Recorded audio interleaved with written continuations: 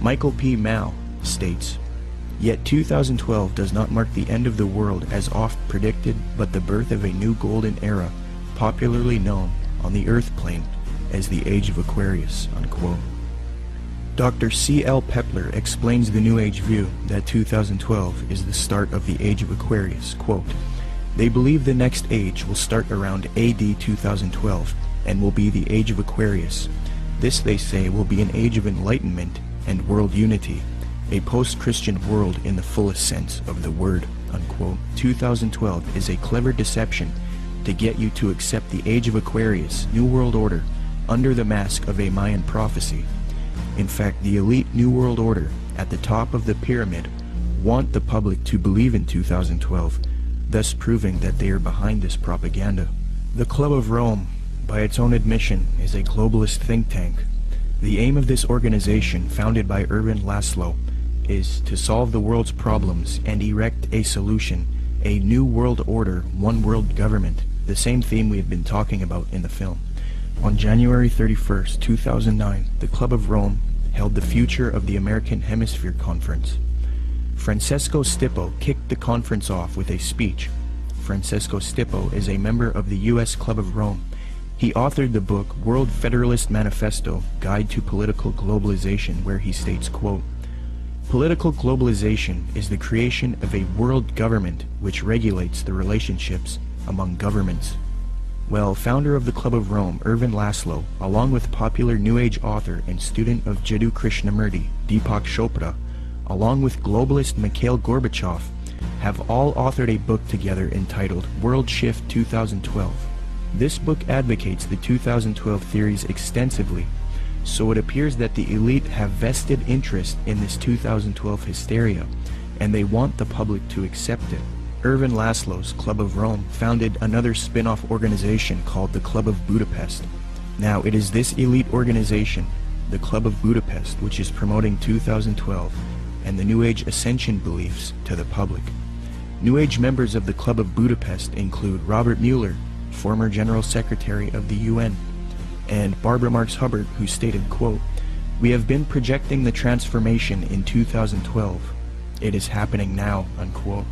Founder of the Club of Budapest, Erwin Laszlo, is also featured on the Pro-2012 Ascension website, worldshift2012.org. This website heavily promotes the idea that the world is about to end in 2012 if there isn't a transformation based on consciousness resulting in a new global order. Under the Partners section of the website, the State of the World Forum, which Zeitgeist is connected to, is listed on the site. This ties the New World Order to 2012 in that the 2012 hysteria is being pushed by the New World Order to the public to rally humanity together for a one-world government. Under the endorsement section of the worldshift2012.org site, Mikhail Gorbachev is also listed. Mikhail Gorbachev, the Communist New World Order advocate. Thus, it is quite clear that the global elite want people to believe in 2012 so that they can achieve their Age of Aquarius one-world system, which they now claim will emerge in 2012. It's a very clever deception that a lot of people have fallen for. Will anything happen in 2012? Maybe. Will it have to do with any prophecy of Maya? No. If anything does happen, it will be the New World Order who engineers it and ushers in their global system.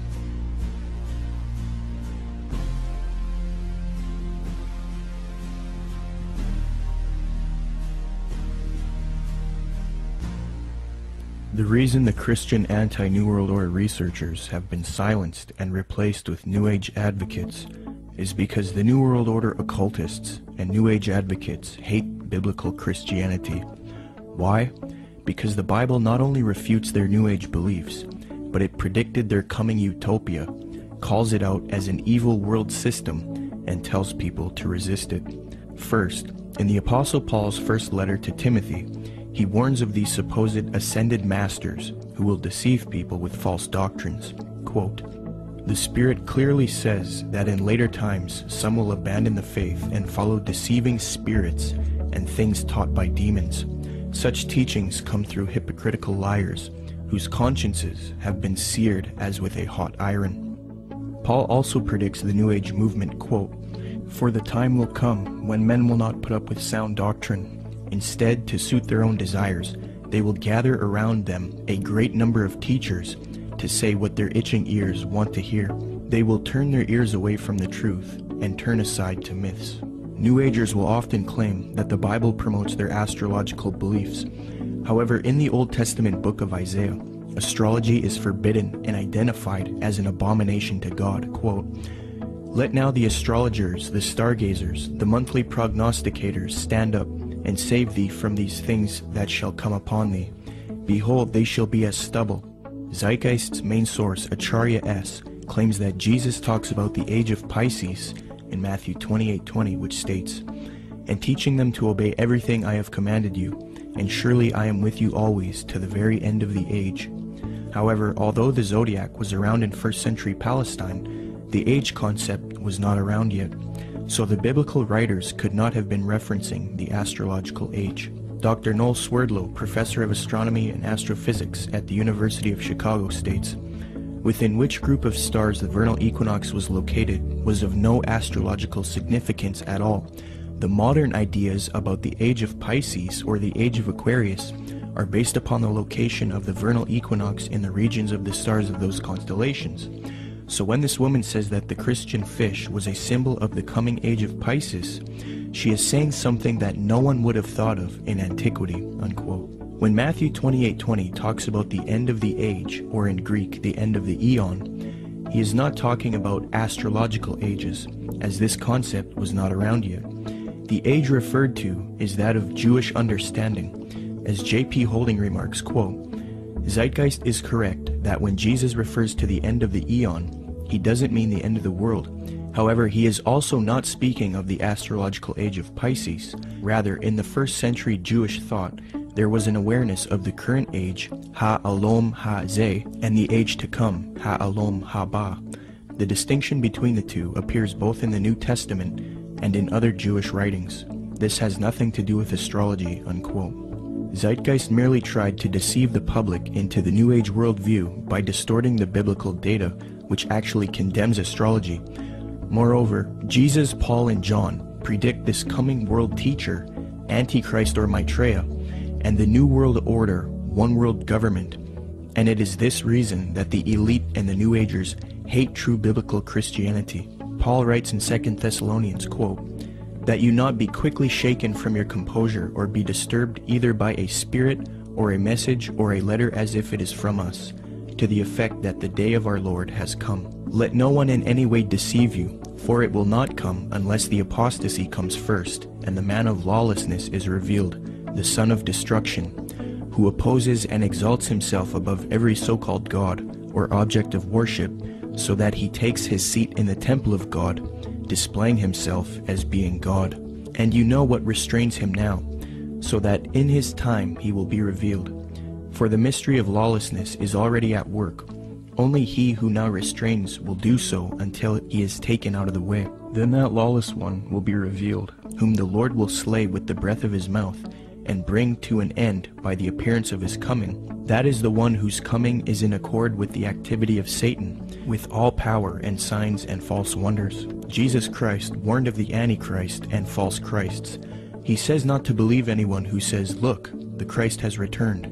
For Jesus Christ's real glorious second coming comes after the false Christ or Antichrist deceives the world. Matthew 43 states, "And Jesus answered and said to them, See to it that no one misleads you, for many will come in my name, saying, I am the Christ, and will mislead many. Then they will deliver you to tribulation and will kill you, and you will be hated by all nations because of my name. Then if anyone says to you, Behold, here is the Christ, or there he is, do not believe him.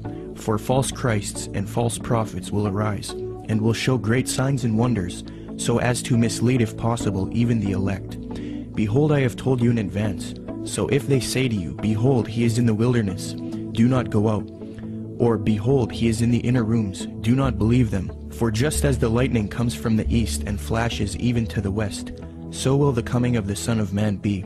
But immediately after the tribulation of those days, the sun will be darkened, and the moon will not give its light, and the stars will fall from the sky, and the powers of the heavens will be shaken. And then the sign of the Son of Man will appear in the sky, and then all tribes of the earth will mourn, and they will see the Son of Man coming on the clouds of the sky with power and great